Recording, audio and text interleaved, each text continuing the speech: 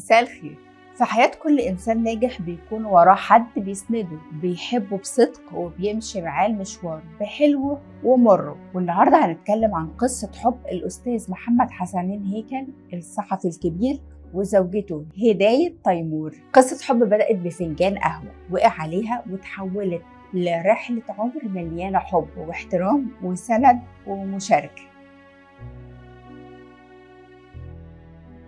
النهاردة في حكاية حب هنغوص في كواليس العلاقة دي ونعرف ازاي الحب بيتخلق من تفاصيل بسيطة زي فنجان قهوة مثلا. يناير 54 هداية تيمور تروح زيارة اجتماعية عادية عند صديق مشترك اسمه محمد عبد النبي. هناك تقابل الأستاذ محمد حسنين هيكل لأول مرة. اللقاء كان سريع بسيط، ما فيهوش أي حاجة تلمح إن فيه قصة حب ممكن تبدأ، بس القدر بيحب يلعب لعبته. هداية وقتها كانت لسه شابة صغيرة، كانت في مدرسة الليسيه وعندها شغف بالمجتمع.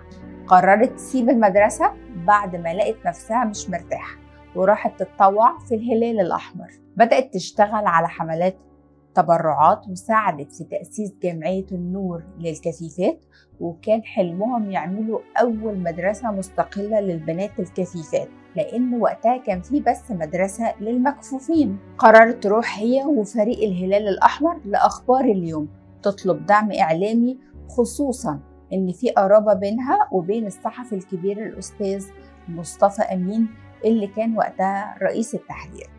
رحب بيها وقدم لها فنجان قهوة وقال أنا هخلي أنسب واحد يتبنى الحملة دي، واتصل بالأستاذ هيكل. يدخل أستاذ هيكل تشوفه تتوتر توتر غريب، إيديها تترعش وفنجان القهوة يقع على هدومها. لحظة طبعا محرجة جدا، لكن كانت بداية لحب كبير. ومن بعدها حصل تواصل بين أستاذ هيكل وهداية وساعدهم في الحملة الصحفية، وبدأوا يقربوا من بعض وحصل إعجاب بينهم بسرعة وتحول الإعجاب لحب.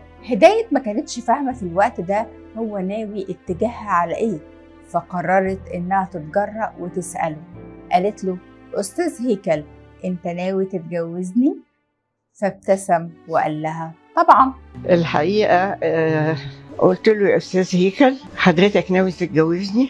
فقلت له تيجي تقابل والدي بس، واخد كده. واتخطبوا على طول، وكانت بتكلمه بكل احترام وبتقول له يا أستاذ هيكل حتى بعد الخطوبة. وقال لها في مرة ليه أستاذ؟ أنا اسمي محمد. وكتبوا الكتاب واتجوزوا بحضور الرئيس الأسبق لمصر جمال عبد الناصر. وقرر أستاذ هيكل ياخدها ويقضي شهر العسل في أسوان، أكتر الأماكن اللي بيحبها.